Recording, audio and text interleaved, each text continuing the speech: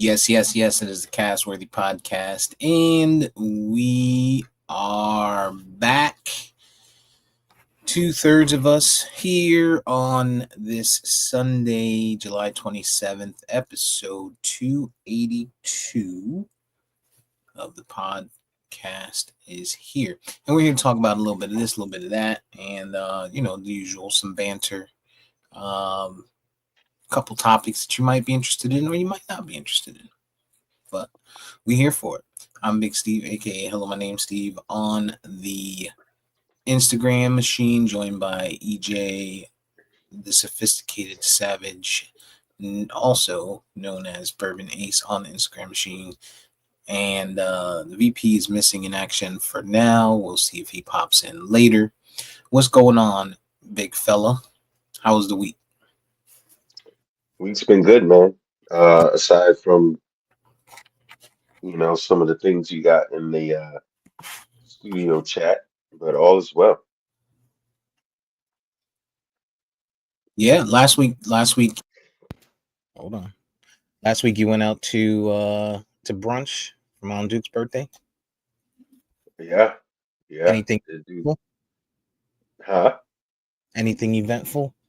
No, no, no. Just good. It's a good birthday celebration. Shout out to my mom. Some Happy drink. birthday to her again. Good family Mm-hmm. time. You know. Happy birthday, yeah, man. It's that time. 70s, man. Hopefully many Yeah. more. The baby Hopefully. boomers. It's been a lot of baby boomers. Yeah, it's been a lot of baby boomers stuff going on lately. So to your point, it's a special age range of time, for our Yeah, baby boomers hitting their 70s. yeah, no doubt.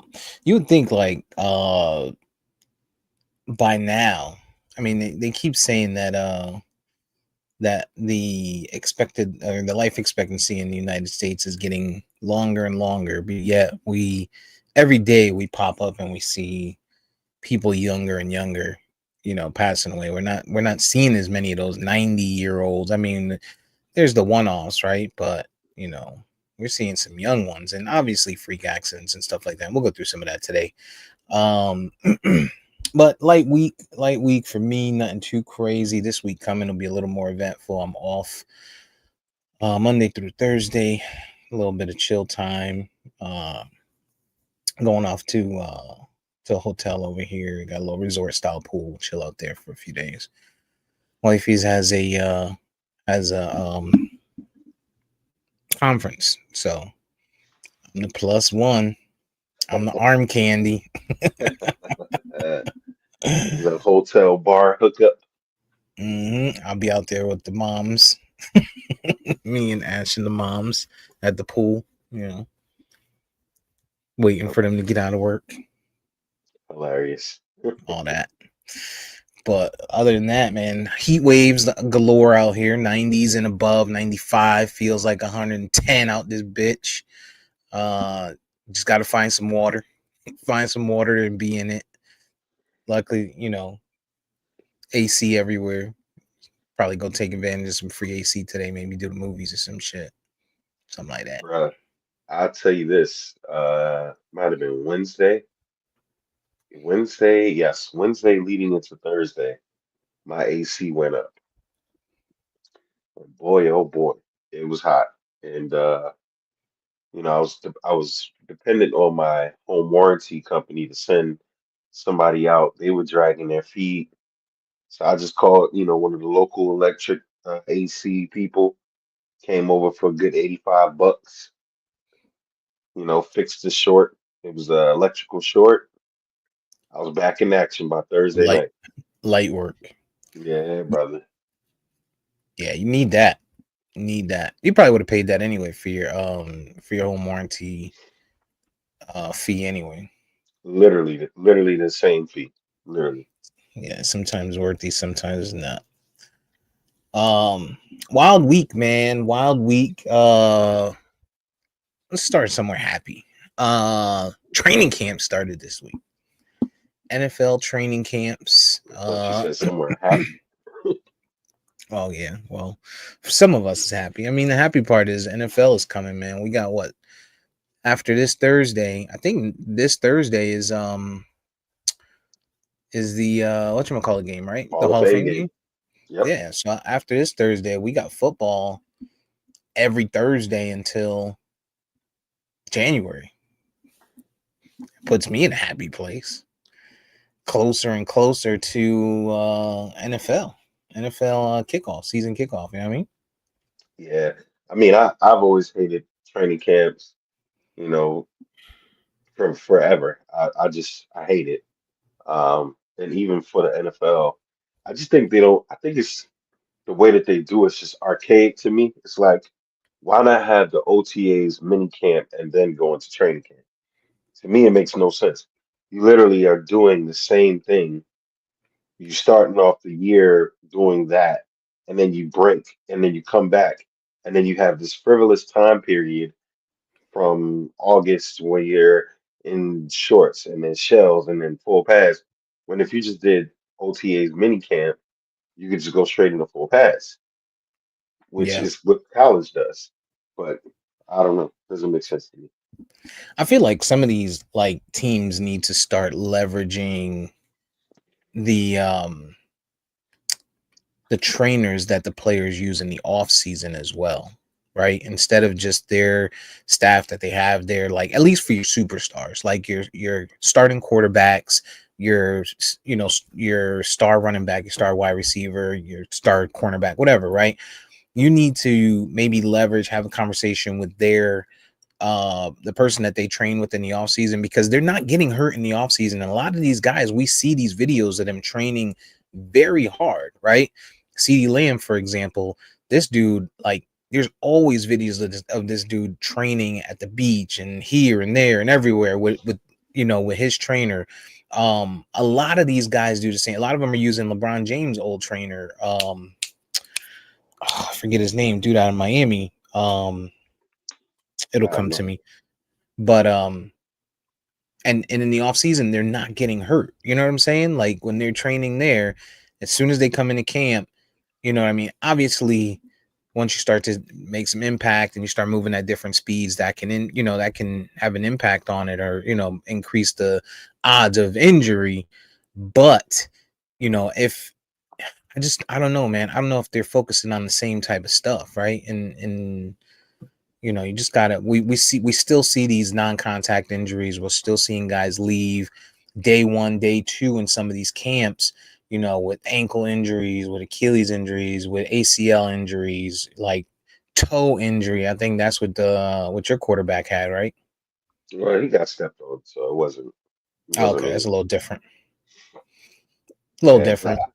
I think you have a large point, and I think it's two schools of thought because David Alexander, that's his name. Sorry, the the personal trainer. trainers in the off season are training guys for explosion for performance, whereas then they come into camp, they're getting football training. And I think to your point, and to my point, if you blend all of this together and you streamline it and you give them a real off season and then not do that bullshit OTAs mini camp or put it in front of camp, have them have their personal trainers around and make it all flow in together, you might not have that problem.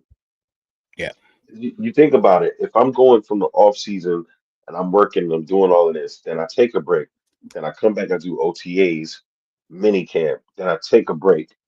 Now I'm back with my guy and I'm doing performance training. But now you have me doing some football stuff. When, in all honesty, if you kept the repetition, you kept the flow streamlined to one thing, I wouldn't have a problem. And that's how college does it. College does spring ball, which is April, finishes around April, spring a little bit. They give them the off season, then they start early, June, July kind of working, and then they go straight into the season. yeah. How do you feel about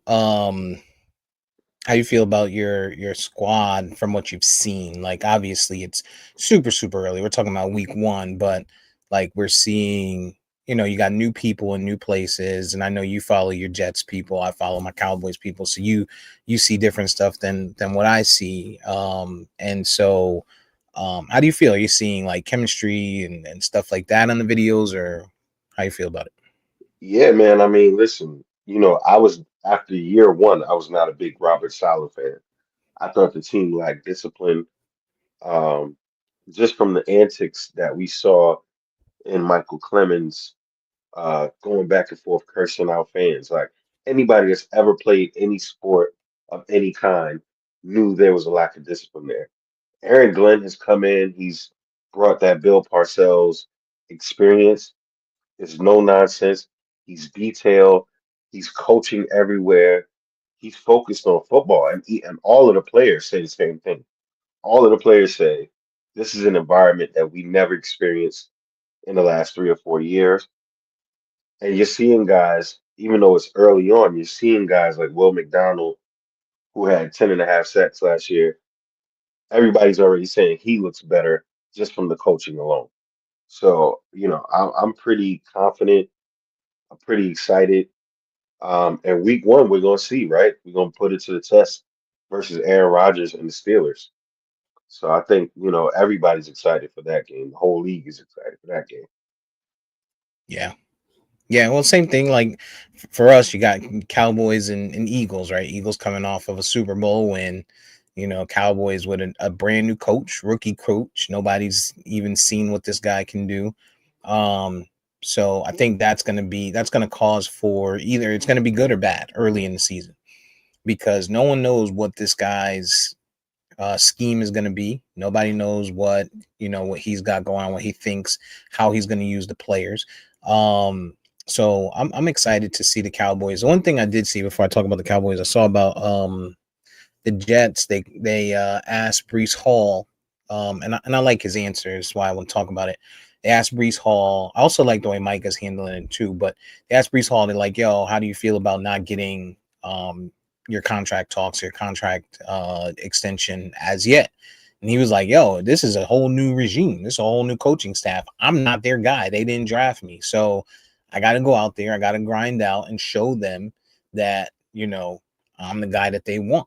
And I got to work for it. And I like that answer. Like he's not being arrogant. He's not making threats or anything like that. And this is from a guy who's been hurt, so he knows what it's like to have an injury, and potentially not know what the future looks like and how you can, if you're going to bounce back as good or better, right? And and the fact that he's got that attitude, I just think that can rub off on so many more players, yo. No, you're precisely right about it. Brees Hall, guy that got hurt, showed amazing talent. Another kid that I followed since he was at Iowa State. Iowa State, yeah, one of them spots. Iowa State. And got hurt. And then, Joe Douglas drafts Braylon Allen out of Wisconsin. Phenomenal kid, youngest in the league, 20 years old this year. And they got the other kid behind them. His name escapes me, Davis. So, I mean, Brees knows. He's like, yo, both these guys behind me can replace me. And honestly, very well may do that if he doesn't show out and show up. So, yeah, I mean, he's got to earn it.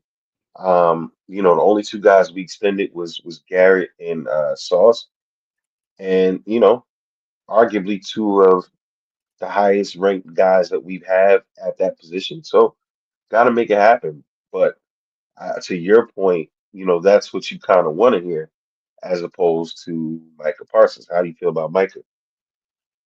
Yeah, I mean, look, Micah came out. He's kind of saying the same thing, like it's gonna happen when it's gonna happen. I think what happens with some of these guys, especially like a Micah, and this is, I think, the difference so far between him and Brees is, um, he's got a microphone in his face every single day by the news, by the media, right? And they're every single person that's part of the Cowboy staff, they're gonna go ahead and they're gonna pick it apart. Then Jerry Jones gets up there, yo, what about Micah? The coach gets up there, yo, what about Micah? Fucking CD can get interviewed and they'll be like, yo, how do you feel like, you know what I mean? Like they're asking Trayvon Diggs, about Micah Parsons. Like every single person that puts a star on, the media feels like it's an opportunity to try and ask those questions. And then they spin these narratives and they spin these headlines and stuff like that, right? And obviously Jerry Jones, we've said there's no shortage of him saying just dumb shit. The dude is old as shit. You know what I mean? And at some point he just has to stop speaking because he talks himself into a corner and he says stuff like I get what he was trying to say, but the way he said it and allowed for them to spin it in the media made it look like he was being negative, right? And he was basically saying, "Yo, we've got guys that we've signed already that have been hurt. Trayvon Diggs, huge contract, hurt. Dak Prescott, huge contract, hurt. So if we do sign Micah, there's no telling whether he's going to play. So we have to we have to make sure we take precaution and we make sure that, contracts align and stuff like that, right? And they spin it to make it seem like he said, well, we don't know if we're going to pay him because he may not be here for 6 games. Like, it's wild. You know what I'm saying? And Micah Parsons, just like Dak Prescott, I think will come out and play, and it seems like they kind of understand, like on the back end, that the team has plans of doing the right thing. And the thing about Micah Parsons, I think he also understands, like, barring a career-ending injury, if it ain't the Cowboys, someone's gonna make him an extremely high-paid individual, right? And because he's getting these microphones in his face, he goes from early in camp where he's like, yeah, it'll get done, I'm not worried about it, to, well, now I'm seeing other guys get paid, and I just wish I was also part of that conversation, right? And it's only right? You're getting that question every single day. You're gonna start to feel like, all right, maybe maybe there is something. And of course, like you always talk about, this guy always wants to be, he has podcasts and all of that. Like, I don't know, man. The one thing, outside of him though, from a Cowboy standpoint, from everything that I've seen from, the beat writers and the people that are on the field or at the training camp and stuff like that, is like crazy chemistry, which looks great, right? Dak is making throws. I mean, obviously he threw a couple interceptions. All the quarterbacks have. Like, they're showing videos of every quarterback throwing interceptions and making it seem like, oh, look, this guy got picked off. Well, everyone does it in training camp because you're just back, you're taking risks that you may not normally take. Timing is off, all of that stuff. But seeing Dak being able to build the rapport immediately right back with CD, but Pickens, um, uh, oh my God, I had his name Ferguson. while I was, no, little dude, Nah. Turpin, Cavante Turpin. He threw a touchdown to him, and you know what I mean. He toe tapped it. Like, it was good to see that. And then it was also good to see CD and Pickens on the same page. Like, they seem like they're already clicking, you know what I mean? And that's what you want when you have two stars like that. You don't want it, especially we know Pickens to be a hothead, right? You don't want what looks like there could be any type of frustration or anything like that, right? Obviously, it's still training camp. We haven't got even to play, the preseason. We haven't got to the first game. We don't know what that's going to look like. But if this is any indication of what the season's going to look like, I like the gelling that the team that I'm seeing from the team so far. Like, remember last year we saw Trayvon Diggs calling out Dak and disrespecting him and shit. You know what I'm saying? Like, you're not seeing Mm. that in camp this year, and I think that's a different outlook. And I don't know if that's because you have a different coach. I will say we do have that young coach. There was a scuffle in on one day, and I like that the video came out that right after the scuffle, he pulled them together and he told them, "Yo, cut the shit, or you're gonna be on the fucking sideline, or you could go to fuck home." And I don't think you get that from the old school coaches that we've seen, the fucking Mike McCarthy's of the world. You know what I'm saying? Like, we see these guys clap it up, the Jason Garrett's clap it up, oh, come on, guys, let's get it together. You know what I mean? Give me the young guy that's gonna tell these guys, yo, keep fucking around and you'll be cut. I like that. Like I want that. Yeah, I mean, all things considered, I mean, aside of it being the Cowboys and constant media, it's been to your point, it's been quiet, in a good way. And going back to Micah, though, I think he has to take the same approach that Brees does Hmm. because while he was fifth in sacks, all his numbers everywhere else were down. So the question becomes, are you now just a specialist? Were you out there just trying to get to the quarterback? Where were you in the other scheme of things? We saw last year. Teams did a good job, I think, of running away from him at times, but they also did a good job scheming to his weaknesses and not recognizing the play. So I hope for Micah he can get more focused, get out of these podcasts, get off the CJ Stroud, all of that shit they was doing, and it makes great content and it's clearly showing you have a life after football. But to Strahan's point, he's like, bro, I've been there. I had to focus on football first. Look at me now. So the path is there, but you have to feed, what you do best and what your bread and butter is right now. And I think Micah, this is your time. You got to get in there. You got to show some more because the other question mark about the Cowboys right now is the defense. That it is the defense. I mean, while it's been solid, you're playing in the NFC East with the Eagles game one. You're gonna have to bring your lunch game one. So that defense has got to step up. And everyone in the NFC East has gotten better, right? Washington looked way better. They've added talent, in addition to having what looks like a potential generational talent at quarterback in Jaden Daniels. So it's going to be a heavier lift there. The Eagles have the talent. They've added talent, running back depth and all of that as well. Giants, they're doing what they do, right? Like Malik Neighbors is there. I think they got better. They have a better option at quarterback with a rookie than what they had. You know what I'm saying?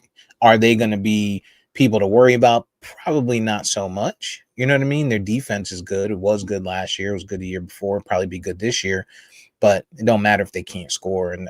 But still in all, it's still a division that's always going to be a dogfight. And you know, when you talk about the NFC in general, right, you're going to have the Vikings who are going to get JJ McCarthy this year. So we'll see what that's going to look like. You got Green Bay who will have a healthy Jordan Love. You've got Detroit who's going to be hot as usual, right? So and then, Seattle, I think I don't know what they're going to look like, but on the other side of the globe, but there's going to be work to be done, right? Luckily, the NFC South will be a little weak. Saints, no quarterback, right? Um, we don't know what the Panthers are going to be with, Young and all of that. So I think there's a space for the Cowboys.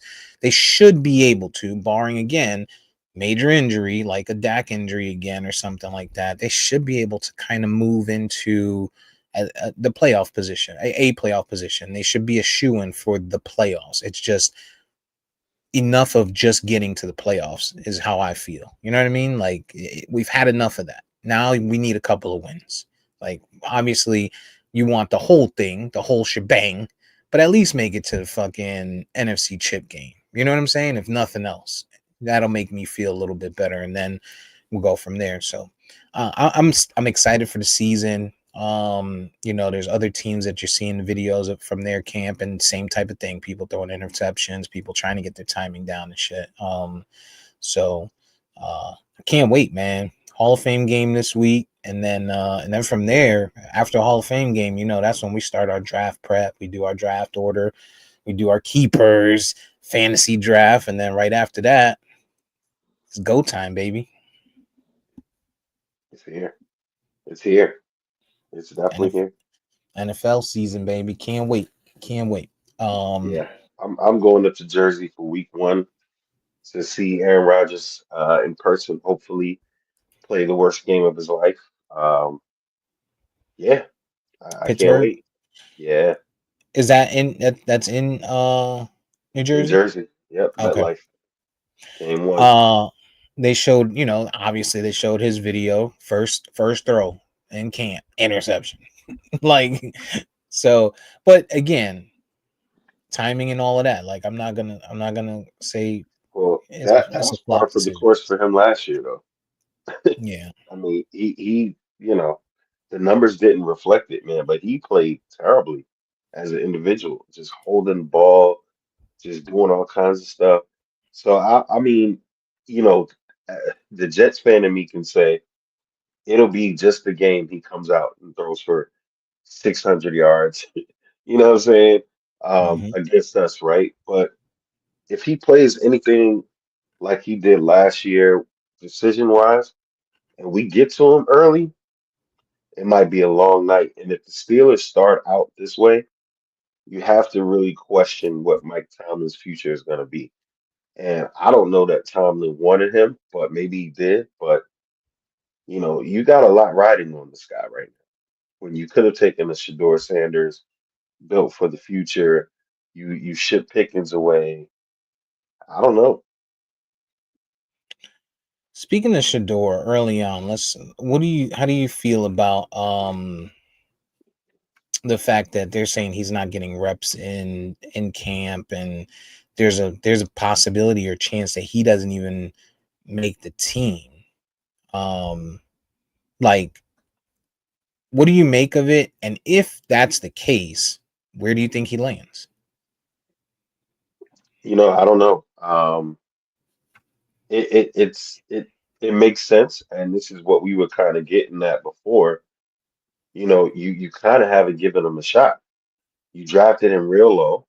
You've got four other quarterbacks on the roster. You got a Deshaun Watson that you have to figure out. Everybody's so quick to say, well, he's never going to play. How? He's making all that money. Cleveland at some point has to make an effort to try to make it work. You got Joe Flacco there. You got the other kid there. I mean, there's a part of you that says the Brown staff probably doesn't want to look right in Shador being successful because it Right. would mean they were wrong in every other way.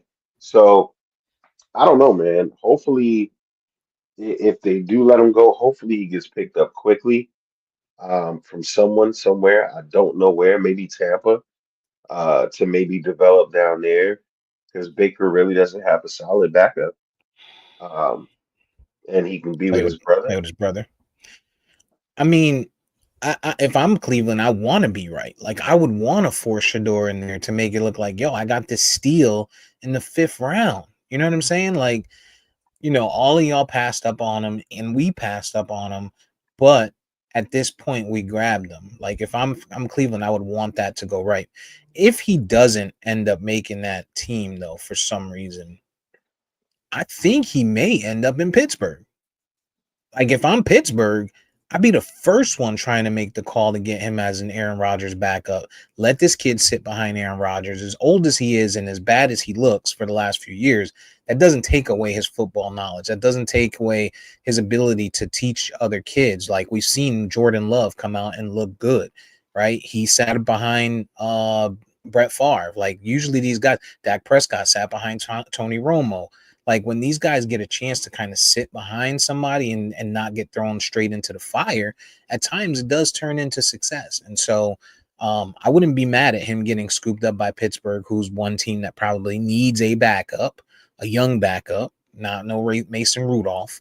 Um, and other than that, I think I mean, obviously there's other teams that could, like, the Panthers could grab him as a backup to Bryce Young. Same type of game, easy plug and play if he gets hurt or if he doesn't show well. Like, there's some places for him to land. So I don't think it's the end of the world if he doesn't make the team, and I think he does get picked up. I just want him to get picked up by the right place, and hopefully it would be like a Pittsburgh where he can get developed a bit.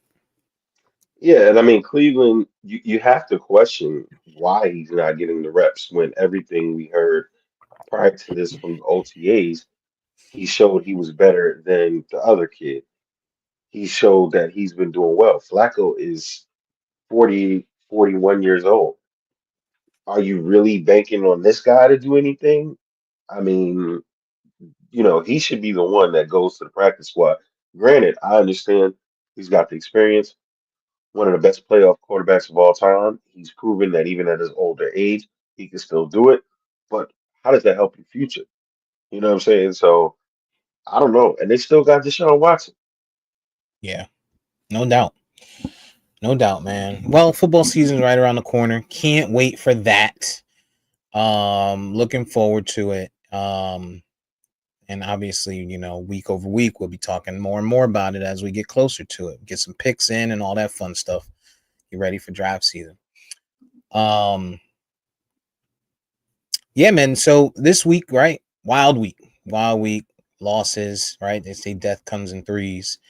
Unfortunately, somebody didn't give the blueprint to the Grim Reaper. They got the wrong old white racist guy. Like, if there was an old white racist MAGA guy, I didn't think it was gonna be Hulk Hogan that that we uh that we would lose. Um, but let's not focus on that negativity to start. Let's go into our guy, man. Our guy. I grew up on it. I know you grew up on it because of the household that you were in.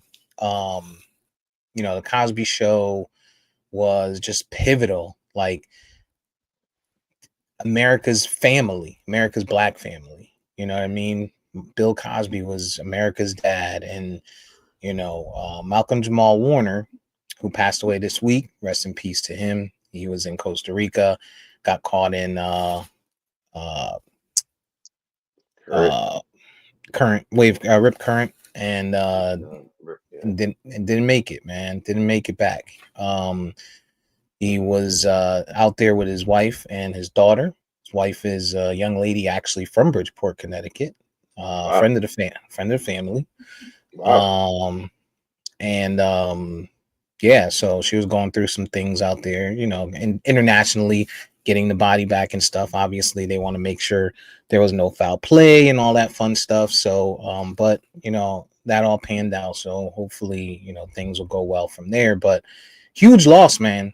Huge loss. One of those where you wake up and you check your phone or whatever, you see it and you're just like what? You know what I mean? Like when it popped up, I was like, what? I saw Malcolm Jamal Warner, see a picture of his face. I'm like, oh, what's he in the news for, right? and and then you read the actual headline, you're like, damn, yo, Malcolm Jamal Warner. Like, then it makes you kind of think about nostalgic stuff, Cosby Show and all that fun stuff. So, um, yeah, some of the Two, most three, four.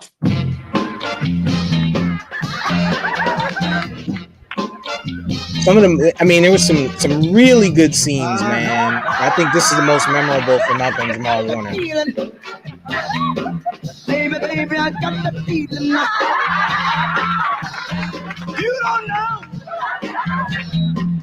Like this what is, you do it to almost feels me. like yesterday, yo, when you watch this. Leave my heart heavy down Some in historic misery. historic episode.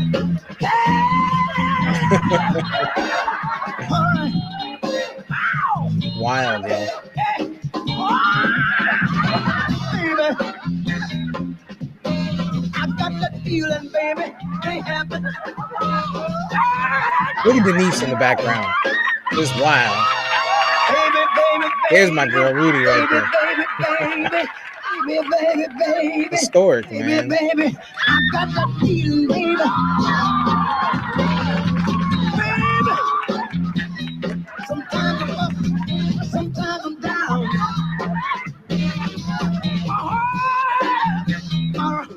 I'm around Our guy, town, man. a level with the ground. Talented. Just Talented, classic, man. man. Talented. And everybody loved him. Just a talented guy. Poet, artist, Philly guy, you know, Mhm. just yeah, man. I mean, even the later work with him and Eddie Griffin, the Yeah, work that he's Malcolm been and Eddie. doing, yeah, the work he's been doing as a doctor, just a consummate professional actor, man. It just makes you, it just keeps reminding you, you know what I'm saying? The only thing promised is death, taxes, and trouble, like Marvin said, you know? Yeah.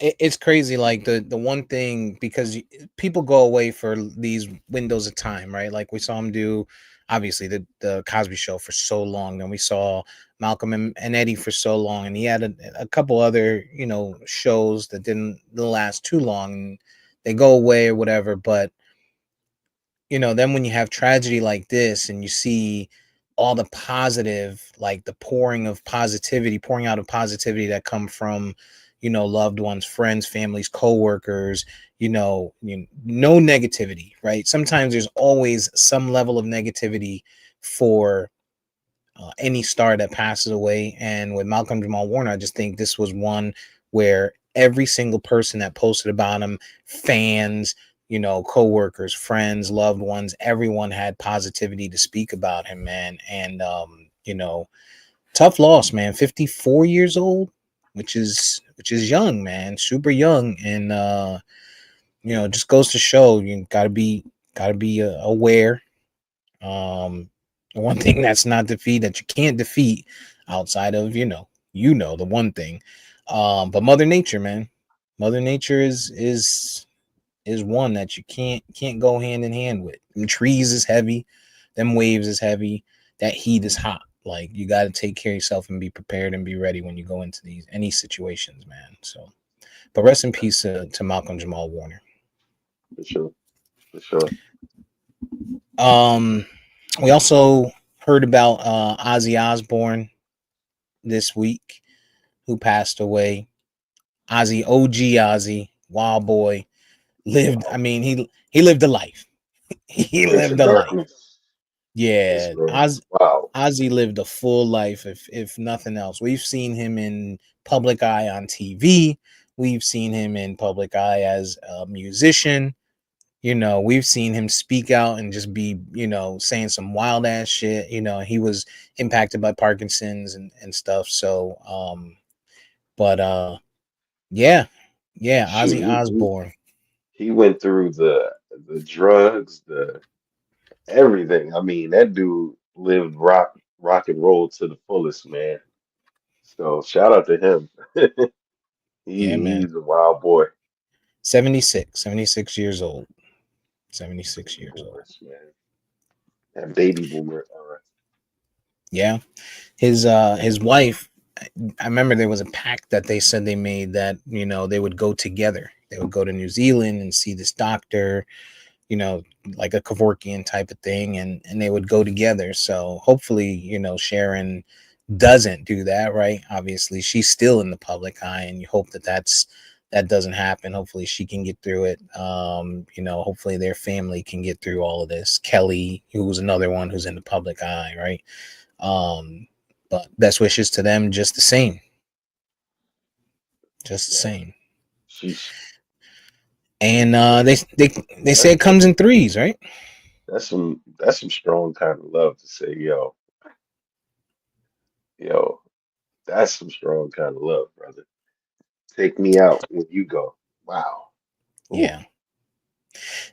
I'm excited to see the there's inevitably going to be an ill ass documentary on Ozzy. gotta be. Like, it's coming. It's inevitably going to happen, and I can't wait for it to happen. That's going to be a dope ass documentary because from the Black Sabbath days to now, like this dude was just something else, yo. He was something To else. letting Trick Daddy sample, Crazy Train, Trick Daddy even had the post to say, yo, this guy gave me the ability to have one of my biggest hits ever in Let's Go by sampling Crazy Train, which is, you know what I mean? Like, Crazy Train is super historic, man. yeah, Super historic in the music space, and I mean so much so I remember playing it on the original Xbox on Guitar Hero. Like, yeah, man. shout out to Ozzy, man. Shout to Ozzy, man. Rest in peace to him. Can't wait for the doc. Can't wait for the doc. And then another childhood hero before we knew what the person really would become, or maybe has been all their life. We don't quite know, right? Like Um, Hulk Hogan. Hulk Hollywood Hogan, Hulk Hogan. Hollywood Hulk, what he became, what he ended up becoming. But the Hulkster, Hulkamania, like everybody. Look, man, Hulkamania. when we grew up in wrestling, like we was wrestling fans. Like I was a wrestling fan. I wake up every Saturday to watch the Brooklyn Brawler get his ass beat by somebody. Like I was a true wrestling fan back in the day. I had tons of the little characters, what people would call dolls today, but I had all the characters, all of that fun stuff. The WWF Um, ring, yeah, the full ring. Oh man, I had the full ring joint. Like we used to get to it. We even had the thumb wrestler joints that went, you know, and Hulk Hogan, man, Hulkamaniac. You wanted to be a Hulkamaniac. He had kids and ripping their shirts off, and you know what I mean. Like the WWF building was in Stamford, Connecticut. Like I would drive by it on the highway all the time and be like, see it "Yo, off of 95. Yep. yeah." So, but Hulk Hogan, man, he had his day. He had his day where he was an icon, yo. And I would say, I'd be willing to say that you cannot tell the story of wrestling without Hulk Hogan. You definitely can't tell the story of WWF, but I mean wrestling in general without Hulk Hogan. I would go as far to say that he probably played as pivotal a part in WWE or WWF for that matter as Jordan did or even Magic did with the NBA, keeping it going. Like Magic kept it going up until Jordan, then Jordan just took it to a whole nother level. You know what I'm saying? And then now you got the Steph and the LeBron age and stuff like that. But you know, wrestling was there. You had your four horsemen, you had your WCWs, you had your Ric Flairs and stuff like that. But to make it mainstream, like this dude ripping his shirt off, doing all of this, like Hulk Hogan as in his younger days, man, There's he was no the guy. no other wrestling superstar more iconic, widely accepted as Hulk Hogan. None. Mm-mm. And he transitioned from the WWF days to WCW, the reinvention of the NWO, Mm-hmm. then coming back to WWF. And I mean, Hulk Hogan, man, is Hulkamania. It's crazy. His career almost went in the same trajectory as his his life. Like he was on the top of his career. He was a good guy, right? As Hulk Hogan, Hulkamaniac, and then he went to be Hollywood Hogan and part of NWO, and he was a bad guy. And his life kind of went that way. Like he was a good guy back when he was, young in his days, fucking around with Mr. T, showing up in the Rocky movies, all that shit, right? And then he got a little bit older, had some kids, and started to or show at least at that point show that he didn't favor us. Like you can't tell the story of the good without the bad, right? And there was the comments he made about Brooke, his daughter, dating a black man, and it's not just comments. He said nigger multiple times. Like, I would hope she wasn't dating a nigger. And if it was going to be a nigger, hopefully it was a big, strong nigger, like a basketball player with a lot of money. And, while Hulk Hogan was a great individual, and wrestling, um, you can't talk the legacy without that part of it. That's a huge part of it. And then popping up at the MAGA rallies and all of that fun stuff recently. And it's a shame. It's a shame that it went in that trajectory, man. Because Well, you have to believe he's always been that way. Someone with strong views such as those don't develop overnight. But like mhm, most of Trump's base, right? He's felt comfortable now to be who he really was all along. right, yeah, there's a lot of darkness behind the WWE. Like we saw the Vince McMahon stuff. We're seeing the Hulk Hogan. Like I'm interested in seeing all the other stories that come out. Like they still have the series that comes out that shows the different wrestlers and stuff, but I'm interested in seeing some documentaries about some more of the wild stuff that happened behind the scenes. And I suspect that we'll start to see that now too, that Hulk Hogan's gone. We'll start to see the stories. We've already started to see those pop up, but we'll see the stories from some of the black athletes that were there that might be willing to tell their truth now, speak their truth about interacting with Hulk Hogan. And maybe they'll say, he was a great guy, because to your point, a lot of these people were super closeted, right? They were in the closet as racist, closet bigots, closet supremacists, and just in the last 10 to 12 years, right? The 4 years where Trump was president, and now his new they've come out and they feel comfortable and confident in saying this stuff. So and doing this stuff. Um Precisely. yeah, man. But nonetheless, man, old school Hulk Hogan, rest in peace. New school Hulk Hogan, so be it. We may be better off without you Right. today. Yeah, Um, Terry. yeah, man. But I'll trade Terry today for the big one. Like if the big one was that, the day that the big one happens and TMZ come on and they post that, ooh, what you think that's gonna be like? I mean, if it happens during his administration, that would be insane. Probably historic. Nuts. Probably historic, right? Yeah. Um, well, outside of the assassinations, but yeah, I mean, who It might knows? be bigger than the assassination, Joe. Like, man, it's gonna be jokes for at least a year straight. Is You got to rub that salt into the cut into that deep of the magas, because they gonna be hurt. They gonna be mad, frustrated, angry. Yo, the day that big one comes, oof, man, Who knows, man? I don't know. he got his little He, ankle thing going on. He got his venous bad veins and bad circulation, dog. And he ain't going nowhere. He made a pact. He made a pact with the devil. He ain't going nowhere. yeah, they gonna figure that out. They gonna figure that out. Lot going on in that space too. They're hiding, or trying to build this new vision of what, E Island looked like, Epstein Island, and Maxine Giseline, or whatever the fuck her first name is, Giseline His Maxine. lane, Maxine. She's Yeah. starting to quote unquote cooperate. Oh You yeah. know, Pardon soon come. oh yeah, it's coming. It's incoming. They're gonna change history, right? Like they've been trying to do with everything else. Change history.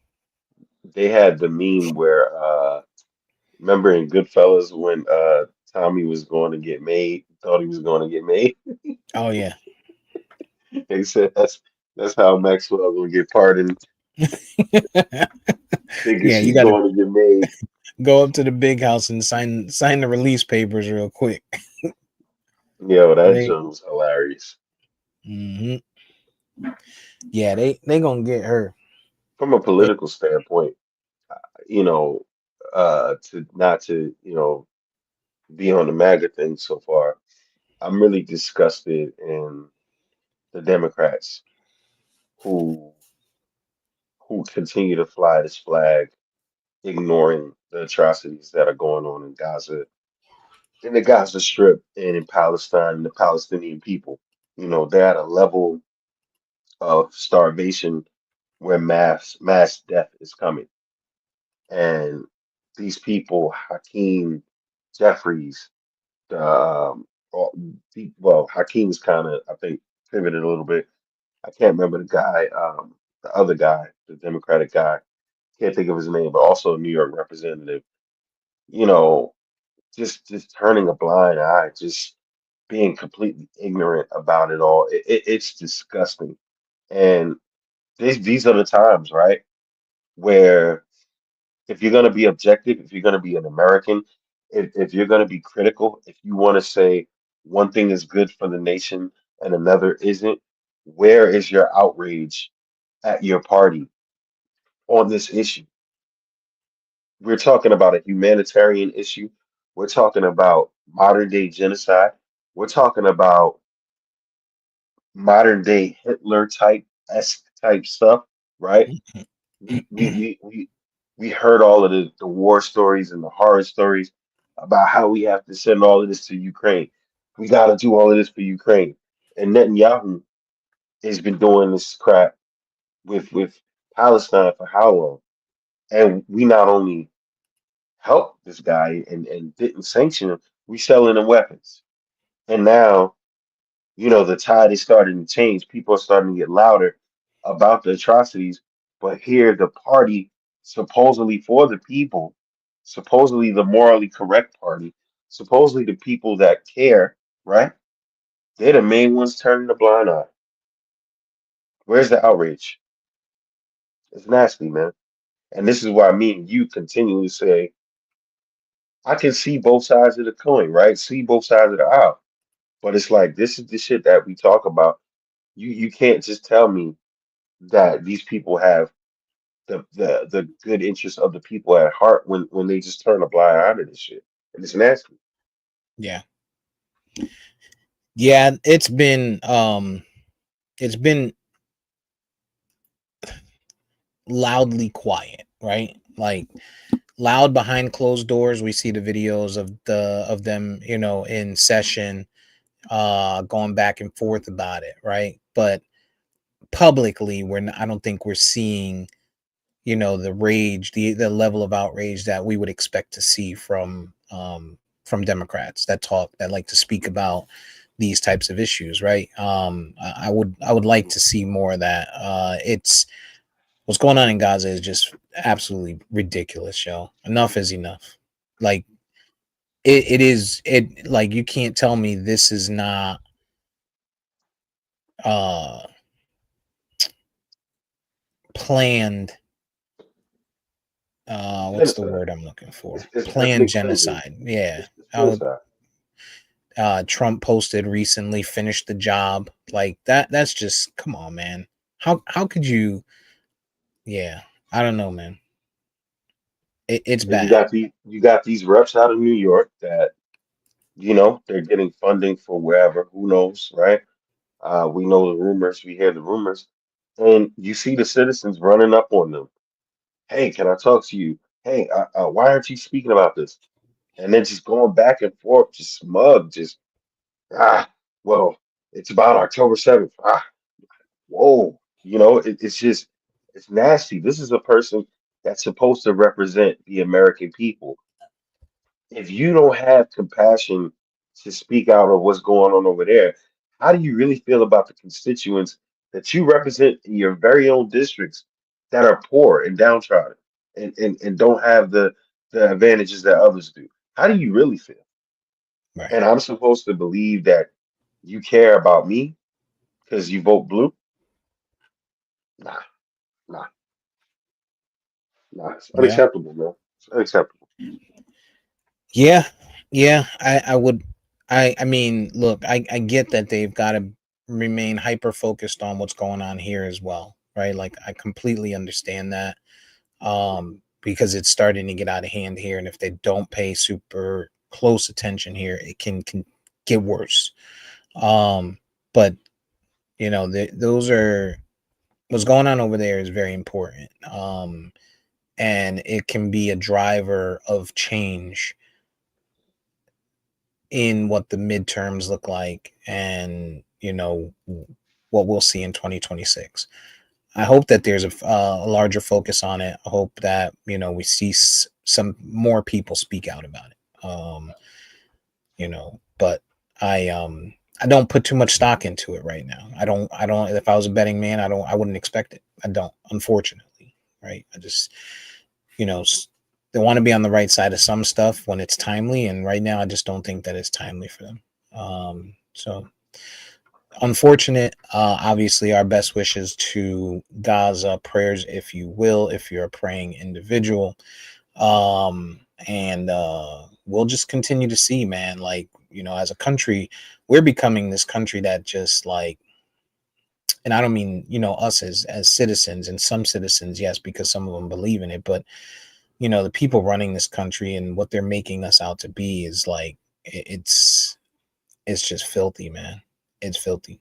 And I can see why around the world they hate us, right? Yeah. And eventually, as Americans, it's going to become unsafe to travel to some of these places because they hate. us as a people so much because you get associated with scumbag Don and his base.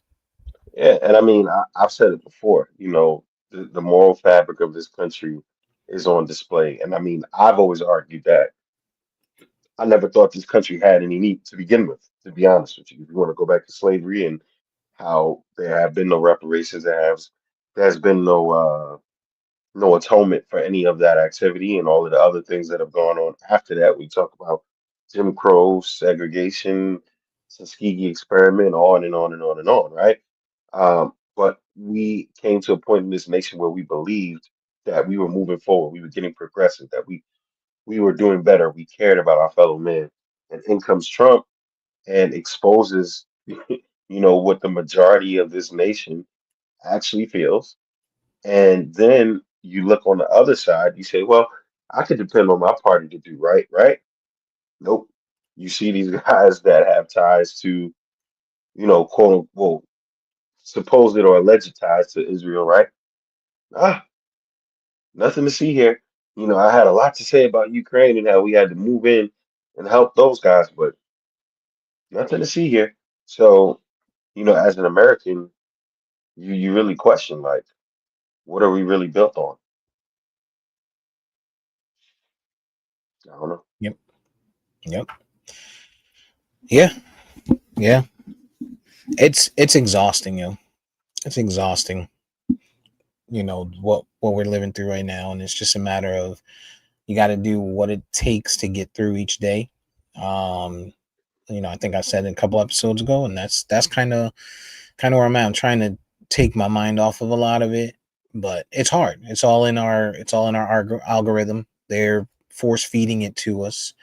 And I think it's important for people to know it, right? So we got to regurgitate some of that information back so that, the people that we grew up around, our community, our friends groups, at least mine, are not very into politics or very political and don't understand the impact that it has. And so they don't pay a lot of attention. And it's important to get people to pay attention so that hopefully, if we get a chance to vote again, you know, um, the decisions are made properly, because who knows? Who knows what that's going to look like in a couple of years? We are turning into, I mean, we're seeing authoritarianism at its finest. Like we're seeing, mergers. We saw the Panorama merger go through, or Paramount merger go through this week after being held up by Trump for months, coming out and they fire Colbert, and now the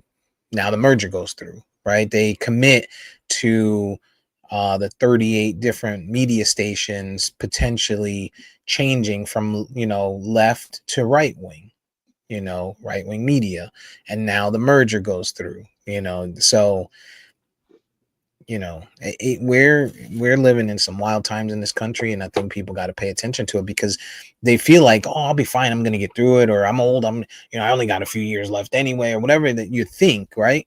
But what about the people behind you? What about your grandkids or your kids or your nieces, your nephews, right? The innocent children that maybe you don't know, your friend, the kids of your friends, your loved ones. Like, what's the future look like for them? And we're not setting that up properly right now. We're not allowing that to be set up properly, and we're not taking enough action for it. And we'll see, man. We gotta get through 2025. We only halfway Right. through 2025, and my man, my man has made more history in 6-7 months than a lot of presidents over their whole span of sometimes two fucking terms, Yeah, and it's and still not amazing. positive history. It's still amazing to see the people that voted for this guy that are getting deported, that they're getting affected by the benefits. Hey, no public housing for you. Like you were once somebody who used to have public housing, the 2-year limit, the cuts in insurance, and still supporting this dude. Amazing, amazing. Yep. Just saw that Trump declined FEMA help for the flooding in Baltimore, although he quickly signed and allowed it for or approved it for Texas. Again, authoritarianism, right? Didn't help California after the wildfires. Texas got help. I forget who it was that got hit by tornadoes. We'll do whatever to help you. Like, it's wild, and it sucks, right? Because I live in a red state, and being in a red state, it absolutely sucks. But at least I might be a little bit safer here if something happens because they'll actually send some money to this bitch. If I lived in uh New York, a California, or a Baltimore or a Right. Maryland, or Yeah. right, if something happens, is the money going to be sent there? Like, are they going to have the funds? Do I have to depend on only state funds? Like, so yeah, it's just a tough spot to be in, man. Otherwise, you grin and bear. You come into this, you live in one of these states where you grin and bear. You see the hate, the bigotry, you know, the supremacy left and right. We see flags all the time. We see Trump flags. We see Confederate flags, like all that shit here, and we live in a blue part of the state. You know, if you venture off into those backwoods red parts, you may not even come back. So get through 2025. That's what I'm saying. And hopefully the Reaper don't miss next time. Hit your shot, big dog. You're not a sniper if you miss your shot. There's a The shot that you Reaper, got there. the Reaper misunderstood the assignment. For real. For real. What else do we have on the docket, big dog? Happy Gilmore too. Happy Gilmore 2. Happy Gilmore 2. Did you get a chance to watch it? Probably not, right? No, I Only didn't. been out since Friday. No, I actually planned to watch it the other day, but I started binge watching Power season one again. So I think I'm gonna go back to that, yo. I think I'm gonna go back to Power real quick. I fuck with Ghost. That's my guy. And oh, Tommy. Back then, man, Ghost and Tommy sick, back then was jeez, yo. sick, bro. I'm looking at the first six episodes and I'm like, yo, Ghost was a He was a sick wild boy, motherfucker. yo. He was a wild boy. Sick He pop motherfucker, up out yo. of the shadows, yo. Oh man. This Yeah, I'm gonna dude, go. this dude thought he was smashing Tasha, thinking about the man he just murdered. Yeah, I was like, yeah, yo, this dude is sadistic.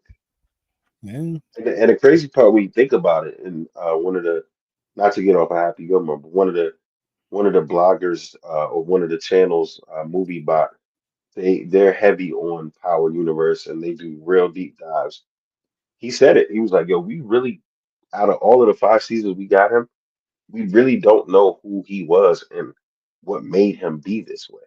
We don't know much about him other than the fact that his father owned a nightclub and died. Other than that, how did a man get to be the way he is?" And that's the story, hopefully we're gonna get Empower Origins, but that dude was sick. Yeah. I think, yeah. When you look at Ghost, he wanted, eh, no pun intended, he wanted power, right? And I feel like he was in a space where he would do whatever it took to get or keep that power, right? Without putting himself at risk. And the only thing that he loved more than power was probably his family, and that was the one thing that took him out, which is the And wildest Angela, shit. Well, yeah, I mean, she nigga, family, right? nigga She's said, distant family. nigga said, I'm grieving, Tasha. I just lost the love of my life. Telling your wife that you lost the love of your wife and your love of your life is crazy. Yeah, yeah. Oh my gosh, Yeah. incredible. I don't know who wrote that line, but that person is a sick individual, yo. Shout out to Amari Hardwick, man. He killed that role, man. He Shout did, out to man. Amari. And the thing about Amari, he's gonna be he's one of those actors that's gonna be Ghost anytime you see him. You're gonna see him in a show or movie and be like, oh shit, it's Ghost. Just like we like Theo. Like when I went to work and somebody's like, yo, you heard Theo died? I'm like, Theo. And we got someone that works with us named Theo. And I'm like, nah, not Theo. Right. And then it settled in like 20 Theo seconds Hudson. later. I'm like, oh, you mean Malcolm Jamal Warner? You know that Hmm. deal. Tony Hmm. Soprano, another one, right? Will always be Tony Soprano, but yeah, Amari's gonna always be Ghost Show. You see him unless he finds another show that just continues to go on, and hopefully, right through this new Power Origins that comes out, hopefully in some of the callbacks or the side scenes that they do, maybe he'll squash some of that shit with 50 or whatever, the money stuff, and they'll find a way to get him I'm back in there I'm because it'd be hoping he great. narrates it. I'm hoping like how they do Raising Kanan. He has the moments where he like narrates what's going on. You know what I mean? That'd be fire. And, and 50 does a phenomenal job in that shit. Like 50 just that nonchalant asshole attitude. He ends episodes sometimes and he says wild shit. And so I'm hoping that they do that with Amari Harvick for Origins. Yeah, we'll see, man. We'll see if that gets back. um And Happy I Gilmore watched too. I watched Happy Gilmore, so I knew it came out Friday. I was prepped for, not prepped for. I was waiting for it. I'm a big Adam Sandler fan. Happy Gilmore, Billy Madison. Those are some of my favorites from when I was younger. Um, so Happy Gilmore Friday, I watched the first half and I was dead tired. So I ended up, like anything else, falling asleep. And then Saturday, I went back to it and finished it out. I thought it was pretty good. Um, the comedic value, probably not the funniest. I think when I watched the first Happy Gilmore, I still smoked at that time. And that was like one of the funniest things ever. And I feel like if you're a smoker and you watch this shit probably puts you in stitches. Like Adam Sandler is good for that. He's got, weed comedy. Um, it wasn't as funny being, not high. Um, but there were funny parts to it. It was nostalgic. Like that's what you got out of this one. I think was a lot of nostalgia.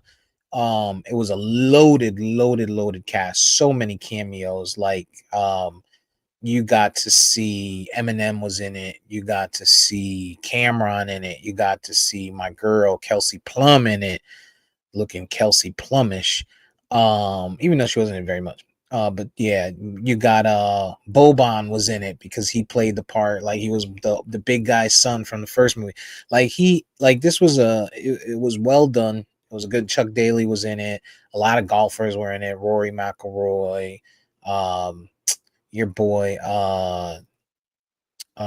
Reggie Bush was in it. Like there was a lot of motherfuckers in this movie. But I thought they did a good job. It was about 2 hours, just under 2 hours. Um and it was a feel good movie. Like you know what I mean? You watched it, you felt good about it. It was nostalgic. You saw Adam Sandler back on the screen, like because we haven't seen him on the screen like that in a little bit. Um and I thought he did a good job with it. I thought it was a good. It's definitely watchable. Maybe two watches, three tops. It's not one like the old one. I've probably watched the old one at least 20 times. Um, but this one, I'll probably give it another watch just straight through, and it's enjoyable, very enjoyable. I would go watch it. Yeah. And this is the one Carl Weathers used to be in, right? Chubbs? Yeah, yeah, and they Okay. had Yeah. Lavelle Crawford playing his son. So that's what Oh, they did with a lot of the characters that passed away that were in the old one. They like channeled and made it their kid, being that. And so Boban was one, Lavelle was one, Eminem was one of the sons. Like all three of them that's played a part. hilarious.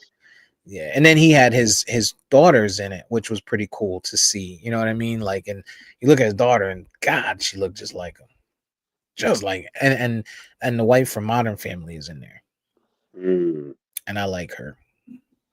She's not in there very long. I like her. I don't know nice. why. Something about her. I bet. But yeah, good movie, man. Good movie. Something to watch. Don't watch it with the kids. Don't watch it with the girls. I mean, I guess if your kids are, if you've taught your kids right from wrong from a swear standpoint, from a language standpoint, it's not that bad. They don't have like major sexual situations. They're not like nasty sex jokes, dick jokes, and shit like that. I wouldn't be worried about Got that. you. But in a lot of adult language, of course. Indeed. Um, Eric Andre's in it. You know, he's a funny dude. There's a lot of people in it. A lot of people when you watch it. I also started watching on Netflix. I think I put it in the chat last night. It's called, and this shit is wild. Um, damn, I know I put it in. Hunting Wives. Hunting Wives. I think it's a limited series if I'm not mistaken. It might be like 8 episodes or 9 episodes. I didn't finish it. Um, but it has the wife from, she played Vince Vaughn's wife in what is that shit called? Where they went off to the island. Mm. Oh, Couples retreats. yes, yes. Okay. Yeah, she played that lady, the one that played his wife in there with the blue eyes and stuff. She's a little bit older now, but first 5 minutes she's naked. First 5 minutes naked, and she's like it's weird. Like this show is like current times type shit. So they're like in Texas. It's this dude. He's from him and his wife. They're from Massachusetts, and they're from like a blue area of Massachusetts. And he starts working for this company in Texas. So they've moved there, and the CEO is like NRA supporter. He throws this big NRA party. Says he's gonna run for governor. Very like current eventish. Um, and his wife is old girl with the big blue eyes from Couples Retreat, and she just be base. It looks like so far from what I'm watching. Well, I can tell you for sure she's trying to turn his wife out,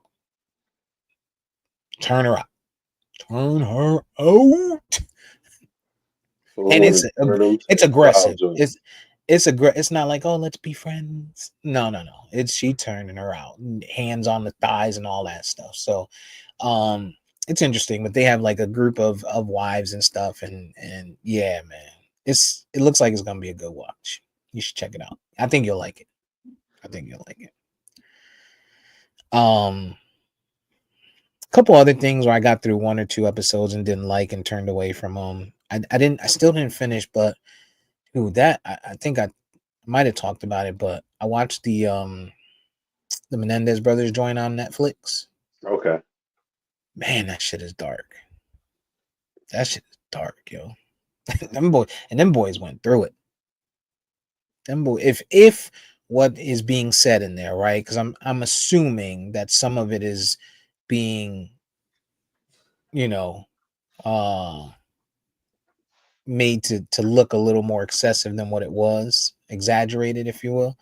Um, and if it wasn't, like if what we saw there, oh my god, Well, I'm just surprised that they keep coming out with stuff about these guys. I mean, I know, how many ways you gonna tell the story of two privileged rich kids, knocking their parents off yeah. I guess we don't see it too often, that we know and about? I'm sure it happens, right? But that was a big changer. You know what I mean? Like it was High profile case. one of the first of its kind, yo. And them boys was wilding, yo. They would have got away with it if it wasn't for that middling kids and their dog. Yeah, Oh, man. From the look of that, they almost pulled that shit off. If they didn't start talking to, and like anything else, comes down to a fucking jealous side chick. Go figure. undefeated. Jell- Jealous side chick went and blew the whole shit up. If it wasn't for that, their therapist had a jealous side chick. He didn't want to pay her off or whatever no more. And she started running her damn mouth to the cops. And the Menendez brothers got caught. Undefeated. Hmm. Undefeated. It will be the downfall of our society. Mankind. Oh man, I saw Fantastic Four last yesterday rather. How was it? It finally, Fantastic Four has been done right on screen, big screen, finally. Really? Um, yeah, it was good, man. It was a good film. It was a part. It was a part for a film that's less than 2 hours, where there wasn't a lot of action. The film did not have enough action at all. Um, but it was a solid film, and it definitely sets up the MCU going forward. So, Does it tell the it- story the right way? so you kind of get caught up, you know, in this world. They've been around already. Hmm. So yeah, you kind of get a crash course, I guess to say. But Okay. it was dope. It was dope. It definitely starts out very strong, and then it has a point where it kind of dies off, and then it finishes strong. So it was a good movie. I liked Superman just as much as I like Fantastic Four. Good tone, good feeling, good I was movie. literally about to ask you that. I was just about to say to you, if you had your choice, which would you have preferred? I think I would have to go with Superman, just for the action was a little bit more to me. The Fantastic Four was a solid film, um, short film too. So Because I think you'll enjoy both. I still didn't get to see Superman. Superman. So I think you'll enjoy both. okay, I'm pretty sure you will. I'm gonna figure it out. Figure a way to get to the movie, see one of them or both of them. But you're excited. Does it make you excited for what the future looks like for Marvel MCU Yeah, rather? the post-credit scene, yes. Oh, Yeah, okay. the mid-credit scene rather. The post-credit scene, the last one, you can kind of skip it, honestly. But there's a mid-credit scene, the credits roll, they give you the main character credits, and then it comes back. That one is a must-see. So it'll So there's definitely have two. you hyped. Yeah, So there's it'll two. definitely have you hyped. Good to know. When I go to see Marvel movies, I stay till the lights come on anyway. So I'm gonna see both of them. Both of them. Both of them. I'm gonna see both of them. Yeah. What else is going on? Anything else going on right now in the world? This light is blinding me. That's what's going on. Shit, bright as fuck in my eyes. Uh, Uh, Not really, School is man. right around the corner, yo. This summer done blew by. I'm glad. Football, that means football is here. That means football's here. So nothing better than that. I'm excited, man. Got to start prepping for fantasy football. Gonna be a big Yep. year. Yeah, I did my first I did my first best ball draft yesterday, and I drafted in the fourth spot on DraftKings, and I came out with a team that I'm not too mad at. If this app would open, DraftKings been weird lately. Like it'll be hit and miss, it'll come and go. And Hmm. sometimes they gotta figure that out. They gotta figure their app out because sometimes it's slow. I be trying to get in there to make last minute changes before lineup lock and stuff, and it won't hit. So I landed really quick. Saquon was my first pick. Hmm. I think I went Bucky Irving second pick, Tyreek Hill third pick, DK fourth pick because I wanted to shore up some of my wide receivers. I think after that I went to trying to see how this went. I don't have. I'm just looking at the lineup. I think I went Jawan Jennings and then Dak Prescott and then Chuba Hubbard, Dallas Goddard, Shakir. My team's not too bad. I'm not sure exactly what not sure what order it went in, but my bench looks like Shakir Dobbins, Drake May, Brandon Ayuk, Jake Ferguson, Xavier Leggett, Kyle Pitts, My sleeper that I'm not going to say because I don't want you to draft him. Russell Wilson, Miles Sanders, AJ Dillon, and then another sleeper. And then my starters are Prescott, Barkley, Irving, Hill, Metcalf, Juwan Jennings for now until Ayuk gets back. Dallas Goddard and Chuba Hubbard. It's going to be tough this year because a lot of teams offensively are going to be spreading the football around. So volume, I don't know that you're going to be able to determine good volume picks off the top right now. You know what I mean? You because you got in Pittsburgh, you can say DK Metcalf, but then you got well, I don't know who else they got now that I think about that because I still forget Pickens is not there anymore. But Mhm. you could say CeeDee Lamb, right? But then you got Pickens now. So it's gonna be really hard to determine which stars are gonna get consistent uh targets, consistent carries. Even with the Jets, Brees Hall had a down year last year. Bad pick for anyone last year, right? But this year he might bounce back, but his field's gonna take a lot of that rushing up. Is Braylon Allen going to take a lot of that? Isaiah Davis. So you got teams, where the volume is really going to be in question. Like, I Mhm. don't know who the Cowboys running back is right now. Um, I'm sure you do, but this is a guy who may not get a lot of carries. So we have Miles Sanders. Um, Miles Sanders is who looks like he might lead the backfield. Um, he's looked the best in camp so far. Then we have the rookie Blue, Okay. who made a really good play. I saw a video of him making a really good play. Oh, the Cowboys just signed Ferguson to a 4-year extension. That's not going to make Micah upset. Jake Ferguson, the tight end. Tight end. Mhm. Oh, wow. Yeah. 4-year, $52 million. Mm. I mean, you got to look at, I guess, you look at Vegas, and I guess you look at Ashton Genty as maybe, a good pickup because you figure they're gonna run him 40 times a game. Yeah. But We got Javante Williams too, who we brought over from Denver, who I'm not excited about, but Javante Williams, Miles Sanders, Jadon Blue, Jaden, that's his first name. I couldn't remember. y'all not running the ball. Um, Don't worry about it. Y'all not running the ball. but Y'all not.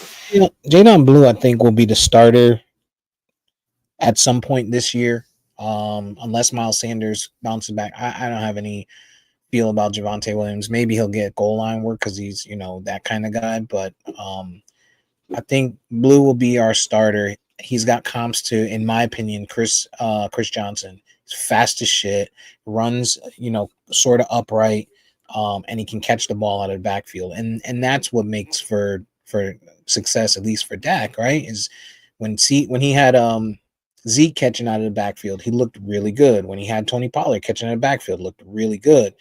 I Once you still didn't once get you that move. yeah, when you took those guys away, it looked like what's going on. So, I mean, obviously, we still don't know what the scheme's going to look like, but yeah, I'm excited though. I'm excited. Yeah, I got to do a mock draft at some point, but I haven't even begun to wrap my head around it because it's like it's gonna be so much. It's gonna be so much to pick from, especially in a league like ours where we got the keepers and all of that. That's it's gonna get crazy.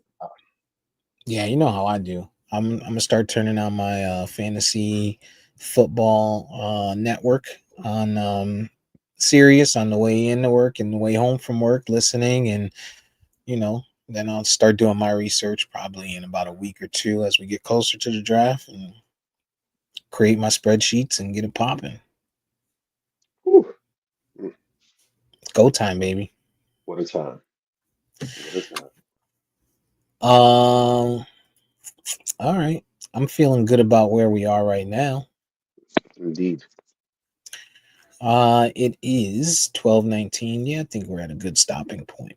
Until next week, we can figure something out. So with that, we'll say We appreciate anybody who popped in today, anyone that commented today, anyone that's going to listen to this afterwards. You can listen to it anywhere. You can listen and watch the video on Spotify or YouTube when you load the video up. You can listen to the audio anywhere you get your podcasts: iHeartRadio, Spreaker, Spotify, Apple Podcasts. You can go to YouTube if you want, and wherever you get your podcasts from, you can find us there. Find us on Instagram to interact. It's Castworthy_podcast. As we spoke about, tomorrow's not promised, man. So, if you do have people that you want to rekindle with, make those phone calls. Sometimes telling people to make the phone calls isn't always going to work because you don't always want to rekindle with those people. And I feel that way. So what I will say is, if you have people you want to rekindle with or rebuild that relationship with, make those phone calls, check on them, make sure they're good to go, because you don't know if it's you or them that may not be here tomorrow, and you may not get to say that last goodbye. So with that, we'll say until next week. We appreciate anybody that listen. We'll see you next week. Same bat time, same bat station. Castworthy Podcast. We love you. We're out. Peace.